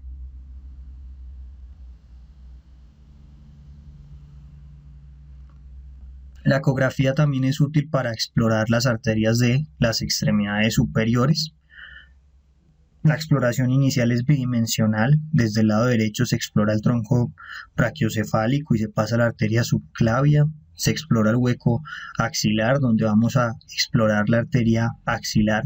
Se continúa con la arteria braquial o humeral hasta el pliegue del codo. Se identifica allí la radial y la cubital hasta que terminamos en la muñeca. Y en el lado izquierdo vamos a explorarlo de manera similar, pero vamos a iniciar directamente en la arteria subclavia. El patrón del flujo normal al explorar las arterias de los miembros superiores es el patrón de morfología trifásico que habíamos descrito en un inicio de la charla. De igual forma, pueden haber estenosis de la arteria subclavia. Usualmente se debe a enfermedades ateroescleróticas que afectan las extremidades superiores y sobre todo el compromiso es a nivel de el tronquio brachiocefálico, las arterias subclavias y las arterias axilares. Para esto nosotros vamos a evaluar primero el Doppler intraestenosis, luego el Doppler proximal a la estenosis, luego el Doppler distal de la estenosis y también el ratio, que se define como la relación de la velocidad pico sistólica a nivel de la estenosis y la velocidad de pico sistólica a nivel de la preestenosis. Cuando la estenosis es leve o menor del 50%, el Doppler intraestenosis es trifásico, el Doppler proximal a la estenosis es normal, al igual que el distal, pero el ratio es menor de 2. Cuando la estenosis es moderada, de 50 a 70, el Doppler intraestenosis es monofásico con pérdida del componente diastólico reverso. Es normal a nivel proximal de la estenosis. A nivel distal vamos a ver una turbulencia y una reducción de la pulsatividad y el ratio es de 2 a 3,9. Cuando es severa, mayor del 70%, el Doppler intraestenosis es monofásico. Vamos a ver un flujo diastólico anterógrado con incremento de la velocidad de fin de diástole. En el Doppler proximal de la estenosis puede existir una leve reducción de la amplitud. El Doppler distal de la estenosis va a tener una marcada turbulencia y un retardo del tiempo de aceleración mayor a 100. El ratio va a ser de 4 o más y cuando la oclusión es del 100% no vamos a detectar flujo. A nivel del Doppler proximal de la estenosis vamos a ver una onda bifásica con componente retrógrado de choque. A nivel distal de la estenosis vamos a ver una amplitud muy disminuida y complejos pequeños con baja velocidad pico sistólico. Puntos clave. A nivel de las extremidades superiores, recuerden que el patrón de flujo pulsátil es trifásico. En la enfermedad arterial obstructiva ateroesclerótica del miembro superior, esta se sitúa principalmente a nivel del tronquio brachiocefálico, las arterias subclavias y las axilares. Y la enfermedad arterial obstructiva no ateroesclerótica del miembro superior suele situarse en las zonas no distales. También el ultrasonido nos sirve para poder diagnosticar aneurismas de la extremidad superior. Los aneurismas se definen como dilataciones anormales de la pared de los vasos sanguíneos y los factores que predisponen el desarrollo de un aneurisma son ateroesclerosis, traumatismo, infecciones y vasculitis. Se diagnostica cuando encontramos un diámetro mayor a 1,5 del tamaño normal. Los aneurismas periféricos en los miembros superiores tienen una frecuencia menor al 1% y las complicaciones más frecuentes de los aneurismas son los fenómenos tromboembólicos y la rotura del saco. También podemos identificar pseudoaneurismas. Los pseudoaneurismas tienen baja prevalencia y están relacionados con procesos iatrogénicos endovasculares, con traumatismos repetitivos y con infecciones. Los aneurismas los podemos clasificar a grandes rasgos como proximales y distales. Se pueden localizar en varias partes y van a tener etiologías distintas. A nivel de la arteria subclavia, las etiologías más frecuentes son lesiones degenerativas y o ateroescleróticas. En el caso de la unión subclavio-axilar, se debe sobre todo a lesiones degenerativas y ateroescleróticas del segmento distal. En los aneurismas de la arteria axilar, a lesiones traumáticas que pueden ser secundarios a dislocaciones, fracturas o uso de muletas. En la arteria humeral se debe a iatrogenia, traumas, abuso de drogas intravenosas, enfermedades del tejido conectivo, fístulas arteriovenosas, a nivel de la arteria radial por compresión inadecuada por procedimientos endovasculares, infecciones por cateterismo, fístulas arteriovenosas o vasculitis, a nivel de la cubital por síndrome de eminencia hipotenar, fístulas arteriovenosas, vasculitis y también por traumatismos. También mediante citografía podemos medir los diámetros y la morfología del saco aneurismático. Siempre que lo identifiquemos debemos evaluar en el cuello posibles complicaciones. Aquí en pantalla vemos un aneurisma de la arteria braquial. Acá podemos verlo mejor con Doppler color. Acá vemos una imagen muy bonita de un pseudoaneurisma localizado en la arteria radial. El ultrasonido, como habíamos mencionado, también es útil para el síndrome del opérculo torácico. El síndrome del opérculo torácico hace referencia a un grupo de signos y síntomas causados por la compresión posicional continua o intermitente del plexo braquial, la arteria subclavia o la vena subclavia. El 85 a 90% de los pacientes con síndrome del opérculo torácico tienen compromiso del sistema nervioso, del 10 al 15% tienen compromiso del paquete vascular, sea de la arteria subclavia o de la vena subclavia. Las causas más comunes del síndrome de opérculo torácico son las bandas fibromusculares congénitas que se originan a nivel de la apófisis transversa S7 y que se insertan en la segunda costilla, las anomalías óseas de la primera costilla o de la clavícula, la hipertrofia del escaleno o el músculo subclavio, las fracturas de la primera costilla, las costillas cervicales, las fracturas de la clavícula y los tumores. El ecodoppler, como dijimos en un inicio cuando hablábamos de las recomendaciones, es el método de primera elección. Para poder diagnosticarlo, se deben realizar maniobras posturales con la finalidad de generar la compresión vascular y poder observar, como vemos en la imagen, una caída del flujo distal a ello. Por ejemplo, en la braquial podríamos estar mirando si hay caídas del flujo, y se considera positivo el Doppler cuando el flujo tiene una caída, como vemos en la imagen, y cuando vemos cambios en las características con una onda monofásica posobstructiva.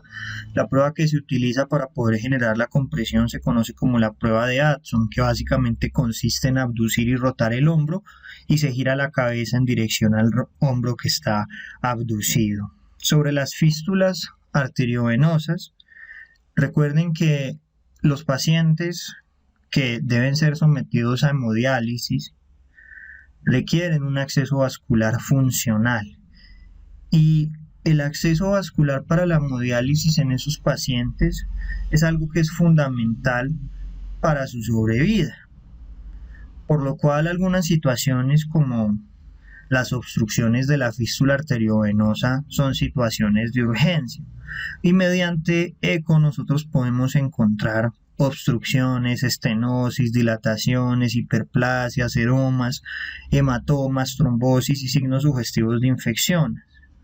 Las fístulas arteriovenosas pueden ser nativas con una unión arteriovenosa o pueden ser fístulas con injertos protésicos, y la porción venosa de la fístula en un año puede recibir entre 600 a 700 punciones.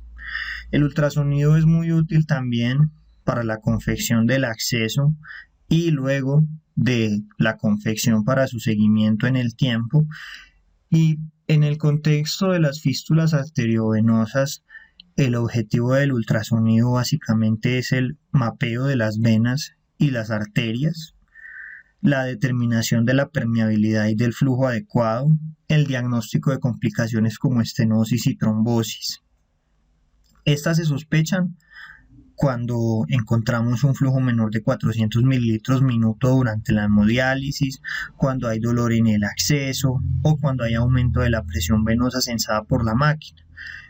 También el ultrasonido es útil para evaluar la madurez del acceso de hemodiálisis, y para poder explorarla se pone el paciente en supino con el miembro superior relajado y separado del cuerpo. Para la confección del acceso vascular se debe medir primero en modo veloz diámetros, se debe evaluar la presencia de obstrucciones, aneurismas, colecciones o calcificaciones, y se debe cumplir con los criterios que aparecen en esta tabla. En cuanto a la exploración de la fístula arteriovenosa, una vez ya está confeccionada a lo largo del tiempo, se debe explorar siempre la arteria aferente, la anastomosis, la vena de salida, la interposición protésica, los tejidos y las colecciones perivasculares y periprotésicas. Se debe determinar cuando se evalúe la permeabilidad y las características del flujo. Las fístulas arteriovenosas se caracterizan por flujos de alta velocidad y arterialización del flujo venoso. Para ello siempre se debe ajustar, como vemos en esta imagen, el límite de Nyquist en el Doppler color para poder desaturar la imagen y poder verlo como se aprecia en esta imagen. En cuanto a la arteria de entrada, como dijimos, siempre se tiene que explorar. El volumen minuto de flujo se mide a 2 centímetros arriba de la anastomosis, se ve en modo bidimensional e inicialmente se mide el diámetro, luego se pone en color y en modo espectral. Cuando se encuentra un flujo menor de 500 mililitros minuto en una fístula arteriovenosa y menor de 600 mililitros minuto en una prótesis, esto indica una disminución o conocido también como hipoflujo. Distal a la anastomosis arterial se puede evaluar el fenómeno de robo de la circulación activa cuando hay clínica de ello. Se sospecha de ello cuando hay coloración de los dedos o entumecimiento. En los fenómenos de robo a la circulación activa se encuentra una alteración en la forma de onda de flujo en el Doppler pulsado. En cuanto a la anastomosis arteriovenosa, esta se explora en modo B. Se debe medir el diámetro transversal de la arteria aferente y de la arteria eferente. El diámetro de la vena eferente se mide a nivel proximal, a nivel medio y a nivel distal. El volumen de flujo se mide 2 centímetros distal a la fístula arteriovenosa sobre el sector venoso, debido a que es el sitio que se punciona. En caso de las prótesis arteriovenosas, el flujo se obtiene del lado arterial y del venoso en los injertos de asa y dentro de la porción media en el caso de un injerto recto. Se habla de maduración de una fístula arterial nativa cuando el diámetro es mayor de 4 milímetros y hay un flujo sanguíneo mayor de 500 milímetros por minuto. También es importante hablar de las estenosis. En las fístulas se considera que hay una estenosis significativa cuando la velocidad de pico sistólico se duplica en segmentos contiguos.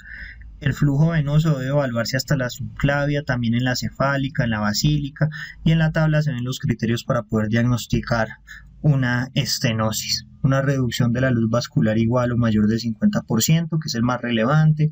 Una velocidad de pico sistólica mayor de 400 centímetros segundos, esto no se valora en la zona de anastomosis. Un cociente entre la velocidad de pico sistólica en la zona de estenosis sobre una zona preestenótica mayor de 2. Una reducción del flujo sanguíneo a nivel arterial menor de 500 mililitros minuto en fístula arteriovenosa y de 600 mililitros en el caso de las fístulas arteriovenosas por prótesis. Un fenómeno de Alaizing o flujo turbulento, una onda de Doppler de alta resistencia, un IR mayor de 0.6 y una reducción del flujo. Y finalmente, para explorar la vena de salida o la eferente, esto se hace a 2 centímetros a la anastomosis venosa, donde se obtiene la velocidad de pico sistólico y la velocidad de fin de diástole en modo B. El ultrasonido también tiene gran utilidad para explorar la aorta abdominal. La aorta abdominal se explora con transductores de baja frecuencia, convexo sectorial. Las arterias ilíacas externas distales se pueden explorar en ocasiones con un transductor lineal, mientras que las ilíacas internas, las primitivas y la parte proximal de las ilíacas externas se deben explorar con un transductor sectorial. Aquí en esta imagen vemos en el centro de pantalla la aorta distal. En la parte anterior vemos un cuerpo vertebral. Y cuando se empieza a desplazar la imagen hacia abajo, podemos apreciar las ilíacas. Se logra ver muy bonito. Para poder explorar estas arterias se recomienda que el paciente tenga un ayuno entre 6 a 12 horas. El paciente se debe poner en decúbito supino con el tronco ligeramente inclinado 30 grados y las piernas se pueden flexionar. Se pone el transductor en una ventana subcostal, la aorta se escanea de manera transversal y longitudinal desde el diafragma hasta la bifurcación aortoilíaca. La aorta se mide de adventicia a adventicia, se prefiere medir el diámetro anteroposterior. El diámetro de la aorta abdominal debe ser, en condiciones de normalidad, menor de 2 centímetros en su parte distal y se considera que está dilatada cuando tiene un diámetro mayor de 3 centímetros. Entonces lo medimos de adventicia a adventicia. Para descartar una estenosis ilíaca se debe mirar la arteria femoral común. Cuando se encuentra una onda trifásica, se excluye la presencia de una estenosis severa. Con la ecografía también se puede evaluar el tronco celíaco y la arteria mesentérica superior, como vemos en esta imagen. Allí podemos apreciar una vista longitudinal, donde se puede ver el tronco celíaco y la arteria mesentérica. Acá vemos un aneurisma de las arterias ilíacas. Acá lo podemos apreciar. En relación a esta imagen, lo primero que debemos mencionar es recordar que las vértebras se ven aquí como una estructura que tiene un arco hiperecogénico y tiene una sombra acústica posterior. Y ese arco hiperecogénico que generan las vértebras se conoce como el signo de la herradura. Y ese arco hiperecogénico es una referencia anatómica clave para poder estudiar la aorta. La aorta se encuentra inmediatamente anterior a las vértebras y acá la podemos apreciar al lado derecho de la pantalla, que vendría a ser el lado izquierdo del paciente. Miren esta imagen y compare esto con la vena cava inferior, que la vena cava inferior la vemos en este caso hipotético a la izquierda de la aorta. A menudo la vena cava tiene una forma más ovalada o tiene una forma de lágrima, según algunos textos. En el centro de la pantalla vemos el tronco celíaco que está ramificándose de la aorta abdominal proximal y vemos un signo que se conoce como el signo de la gaviota. Aquí está pintado de color. Ese signo de la gaviota es el signo que vemos acá, que tiene como una forma de Y se crea por el tronco celíaco cuando se ramifica en la arteria hepática, que es la izquierda, y en la arteria esplénica, que es la derecha. También se puede apreciar la confluencia venosa portal, que se visualiza entre la vena cava inferior y la arteria hepática. Pueden diferenciar mejor estas estructuras anatómicas si las ven por el color. El arco vertebral lo vamos a ver acá de naranja. Miren el signo de la herradura. La aorta la van a ver de rojo, ovalado y más grande, en forma de lágrima, de color azul, van a ver la cava inferior. La confluencia venosa portal la van a ver rosa, ese es el signo de la gaviota, rosa o morado. Y la confluencia venosa portal la van a ver de color verde. Y el signo de la gaviota, que es el tronco celíaco, lo van a ver aquí de morado o de rosado. Los aneurismas se pueden clasificar de varias formas, por tamaño, por diámetros y por localización.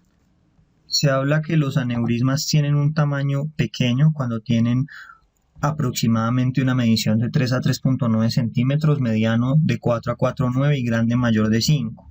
Y en relación al diámetro se habla de que son pequeños cuando tienen un diámetro transversal de 3 a 3.9, medianos de 4 a 4.9 y grandes mayor de 5. En el diámetro longitudinal aplican para los pequeños de 3 a 3.9, para los medianos de 5 a 10 y para los grandes más de 10. Y en el diámetro antero-posterior se habla de que estos pueden ser medianos o pequeños cuando tienen un diámetro anteroposterior de 4 a 4.9 y grandes cuando son de más de 5 centímetros.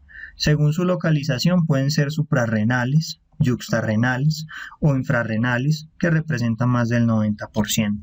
¿En quiénes debemos buscar aneurismas de la aorta? En varones mayores de 65 años, mujeres con más de 65 años que fueron fumadoras o que son fumadoras activas, personas con más de 65 años con antecedentes familiares o portadores de aneurismas en otras localizaciones. Acá vemos dos imágenes muy bonitas. Vemos un corte transversal de un aneurisma aórtico de aproximadamente unos 10.6 centímetros. Según lo que dice la leyenda en el Focus Atlas, este paciente el único signo que tenía era tos, y en la otra vemos un eje largo con un gran aneurisma que además de un gran aneurisma tiene la presencia de un trombo. Acá Acá vemos otras imágenes muy bonitas. En la primera vemos una disección aórtica trombosada y en la segunda vemos un aneurisma roto con líquido libre.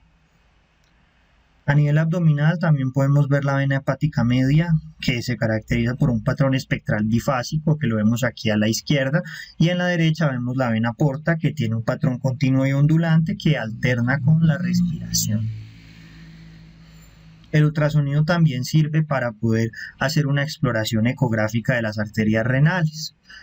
Esta exploración inicia a nivel de la aorta abdominal proximal, por debajo del sifoides. Se coloca la muesca del transductor hacia el brazo derecho del paciente. En la hora 11 vamos a ver la arteria renal derecha, a las 12 la mesentérica superior y a las 5 la arteria renal izquierda. Los riñones son órganos retroperitoneales que están ubicados en la fosa lumbar, miden en promedio 12 centímetros en el diámetro longitudinal, 6 centímetros en el transversal y 3 centímetros en el anteroposterior y se evalúan a nivel dorso lumbar anterior. Existen algunos parámetros que nosotros podemos encontrar que nos sugieren estenosis. Hay parámetros directos e indirectos. Directos, una velocidad de pico sistólica alterada, un índice renoaórtico menor de 3.5. El índice renoaórtico es la relación entre la velocidad de pico sistólica de la arteria renal y la velocidad de pico sistólica de la aorta. Un índice renorrenal menor de 4, el índice renorrenal es la velocidad de pico sistólica de la estenosis y el punto distal. E indirectos, como un índice de resistencia de 0.6 a 0.7 con una diferencia entre ambos menor de 5%, un tiempo de aceleración de 0.07 a 0.08, un índice de aceleración menor de 0.3 y la presencia de ondas de morfología parvus tardus, que las vamos a ver más adelante. Otros parámetros importantes a mencionar son: primero, el flujo de la arteria renal. Para ello se evalúa la velocidad pico sistólica a 0 a 60 grados y es normal cuando es menor de 200 centímetros por segundo. El flujo de la aorta proximal, para poder evaluarlo, se evalúa la velocidad de pico sistólico a 0 a 60 grados y es normal de 80 a 120 centímetros segundo. El índice renoaórtico, que se calcula dividiendo la velocidad de pico sistólica renal y la velocidad de pico sistólica a nivel de la aorta, cuando es menor de 3.5 es poco probable que haya una estenosis. Y el tiempo de aceleración es el tiempo que transcurre entre el inicio de la sístole y el final del pico sistólico inicial. El valor normal es menor de 70 y esta medición es útil para poder hacer una valoración posterior al sitio de la estenosis, sobre todo en las arterias segmentarias o en las arterias interlobulares. Este parámetro no depende del ángulo, al igual que el índice de resistencia. Los valores mayores de 100 se corresponden con un flujo postestenosis. En cuanto al índice de aceleración, el índice de aceleración es la inclinación de la línea que conecta el inicio de la sístole y el final del pico sistólico inicial. El valor normal es mayor de 300 centímetros por segundo. Los valores menores a esto se asocian con estenosis mayores del 60%. En cuanto al índice de resistencia renal, es un parámetro del estado del parénquima renal y es un predictor del éxito de angioplastia renal y de trasplante renal. Y en cuanto al índice de resistencia renal, el índice de resistencia renal matemáticamente lo podemos entender como la velocidad sistólica menos la velocidad diastólica sobre la velocidad sistólica. El valor normal es menor de 0.75. Para poder calcularlo se hacen de 3 a 5 mediciones y se promedian. Como hemos dicho, la morfología de la onda de la arteria renal debe ser de baja resistencia. El flujo renal normal es anterógrado continuo de baja resistencia, tiene una velocidad pico sistólico menor de 200 centímetros segundos, no tiene turbulencia, el tiempo de aceleración es corto, menor de 0.07, el índice de resistencia es menor de 0.7, mientras que en la estenosis de la arteria renal vamos a ver una velocidad de pico sistólica por encima de 200, puede haber turbulencia a nivel postestenótico y vamos a ver al icing de color el tiempo de aceleración va a ser superior a 0.07 y el índice de resistencia va a ser superior a 0.7. El tipo de flujo puede ser parvus tardus. Aquí vemos un flujo parvus tardus. Parvus tardus significa que tarda el pico sistólico. En cuanto a la exploración de las arterias de los miembros inferiores, recordemos a grandes rasgos cómo es la irrigación. La ilíaca externa bajo el ligamento inguinal se convierte en la femoral común, luego la femoral común se divide en una femoral superficial y una femoral profunda, cruza hasta la rodilla y cuando pasa el agujero de Hunter se convierte en la arteria poplitea. La rama posterior de la poplitea genera el tronco tibio-peroneo, que se bifurca en peronea y en tibial posterior, y la otra rama terminal de la arteria poplitea es la tibial anterior. Las ramas colaterales no las vamos a mencionar. Ecográficamente, miremos estas características. Estas características son las características que esperamos ver en una arteria normal. En el modo B la luz va a ser anecoica, la pared va a tener un borde hiperecoico y liso, la arteria es pulsátil. En el Doppler color vamos a ver un relleno completo y homogéneo, una interfaz mínima, y la arteria va a ser pulsátil, y en el Doppler pulsado vamos a ver una morfología trifásica, una ventana espectral, y vamos a ver que no hay retraso. Es importante mencionar que para poder explorar las arterias de los miembros inferiores el paciente tiene que estar en decúbito y vamos a iniciar la exploración en la ingle. Aquí vemos la arteria femoral superficial, es una arteria de alta resistencia, tiene un patrón bifásico. Sobre la ecografía Doppler de las extremidades inferiores, lo primero que debemos recordar es que debe complementarse con los hallazgos que encontremos a través del índice brazo-tobillo. El índice brazo-tobillo es mayor a 1 y se puede medir ecográficamente o manualmente. Para poder medirlo se utiliza un eco de alta frecuencia y el paciente antes debe descansar de 5 a 10 minutos. El manguito de presión se coloca por encima del tobillo. Inicialmente se detecta la señal Doppler del segmento arterial que vamos a explorar, luego se insufla el manguito de presión hasta que la señal desaparece y luego se desinfla lentamente hasta que reaparece la señal Doppler. Esto va a indicar la presión sistólica y esta maniobra se hace lateralmente. En caso de que encontremos una diferencia mayor de 10 milímetros de mercurio de la presión arterial entre ambos brazos, se debe repetir y cuando la diferencia persiste, el brazo que tenga el valor más alto va a ser el brazo de referencia. El ITB debe calcularse para cada arteria evaluada. Se debe dividir la presión arterial máxima medida en cada arteria pedia y tibial posterior de cada lado con respecto al valor más alto de la presión arterial máxima que se registró entre los dos brazos.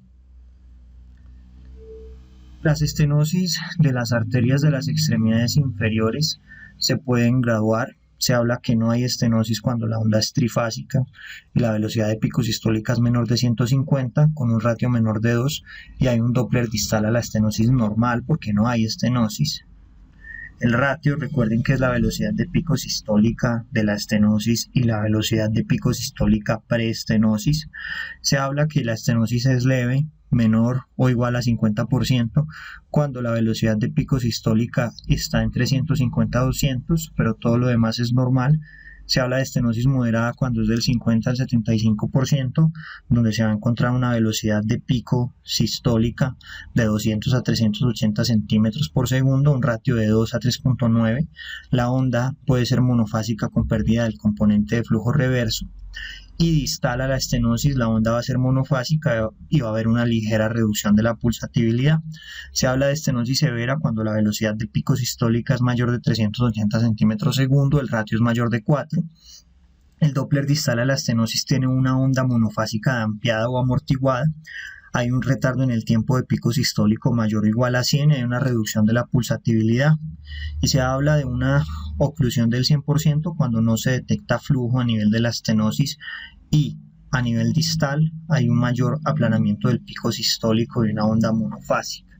Si se percatan, esta es la misma clasificación que se emplea para la estenosis de la aorta.